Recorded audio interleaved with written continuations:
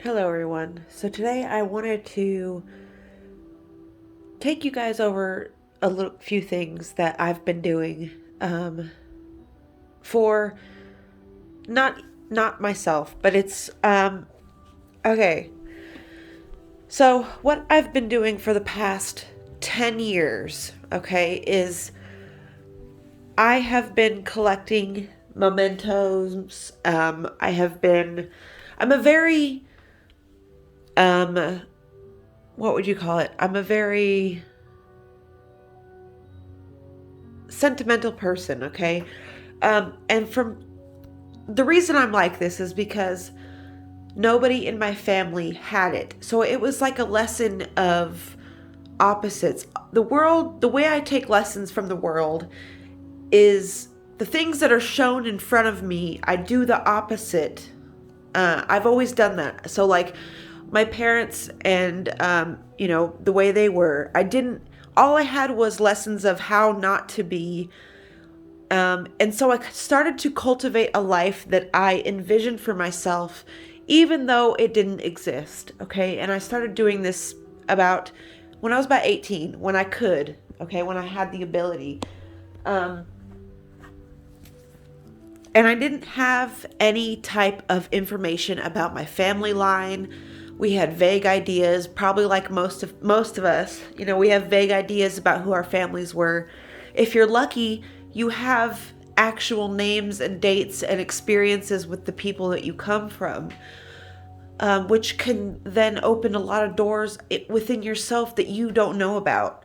You could be talented in ways that you don't know because it's just part of who you are. But you don't know that because nobody's ever explained that to you.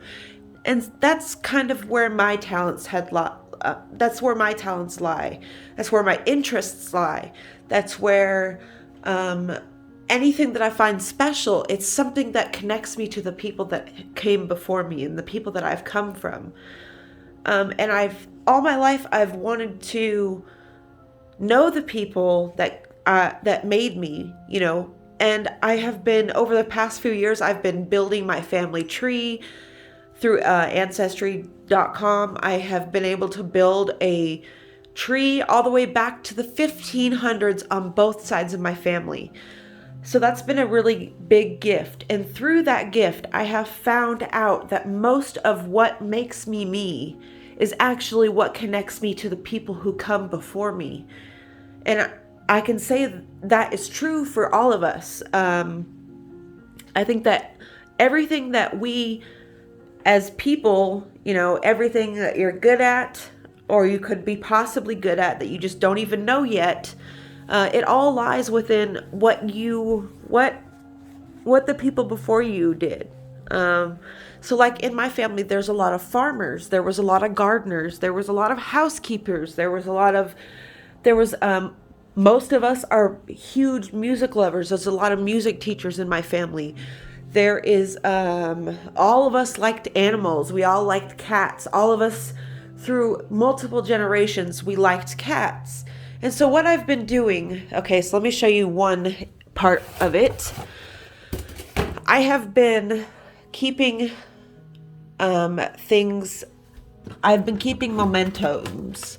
So this right here, this chest is a really special chest. So let me show you. I bought this at an antique store a few years ago.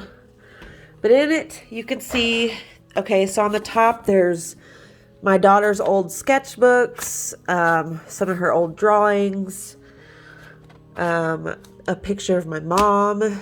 There is balloons from when my daughter was from one of her birthdays. There's in the bottom here there is let me pull this out. There's just all kinds of stuff. There's preschool things, there is baby books for my son and my daughter, there's their first diaper, their first stuffed animals from when they were babies, just anything special. Because, when I was a kid, nobody saved things in my life. Nobody treated me as a sacred being. Nobody taught me that I was special and worthy of remembering, having a life worth remembering. I just always was treated not so much inherently or like so upfront and in your face. It was more of just like a lack of care, a lack of feeling that anything was worth celebrating or collecting things for, memories for. And so I have consciously been living my life through things like this. So when I grow older and my children are grown up and, they possibly have children, there's all this stuff that they can go back and look through. There's all this things like this book right here. This is one of my favorite books that I have. So when I go on travel, when I travel a lot, from where I've lived away from my family home and everything for so long, I have been traveling most of my life. And so I keep mementos of all of my travels in this book right here. So as you can see, here's a beach trip, but it's very extensive. Okay. There's all kinds of stuff in here from when we went to Seward in 2016, birth charts, rituals, things that people have given me, of places I went, leaves from really special places, stuff about where I'm from, the Atna country, I'm part of the Atna tribe, drawings from my children, just everything that you can think of about, here's pictures of, every time I go anywhere with anybody, we take pictures. I keep things that people have given me. Jaxie, please don't walk right in here. These are postcards that, I got in different places. Plane tickets. I always keep all of my plane tickets and I tape them into this book. This is my house I live in right now. The Highland Street. Yeah, this is my house right here. Anyway, but yeah, Manitou Cliff Dwellings. That's in where we went to when I went to in Colorado with Laura, my best friend. I actually have a video on my channel of when we went there. You guys should check it out. It's called This Place is Magical. But yeah. We've got all kinds of little stickers, Valentine's Day cards from Mark, old things like that. But yeah, I just keep everything in my life. This is from when we went to the Creek House, that big, huge oak leaf hydrangea that was out front. See, I put the date that we went, put the leaf.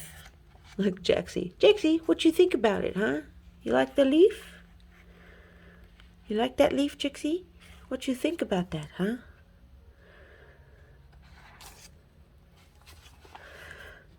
Mark actually bought me this book for Christmas a few years ago. Actually, it was a lot of years ago. And see, I made a bookmark here for the top. But I just keep... I live my life... in constant reminder that, we're in a slow walk towards death and that nothing remains the same. The only constant in this life is change. And so I'm constantly living my life in that space, in that headspace of this is not going to last. So I always make sure to tell people that I love them. I always make sure to express to people that are around me how much I appreciate their existence. Or, if I have a problem with somebody, I equally tell them, I never let things just simmer or people guess or anything like that. I never let a moment pass me up without stopping to appreciate that moment. Like the other day when I was driving in North Carolina, it was so beautiful. The drive was so beautiful. It literally brought me to tears because I was so grateful to be in that moment, because I've been in moments that I have felt the desperation and the hopelessness of your mortality. I have felt those moments. I have been in those moments where I have wished for nothing but death. I've been in those moments where I felt like I couldn't go on. And so now, when I stop and realize all the blessings I do have, it usually brings me to tears.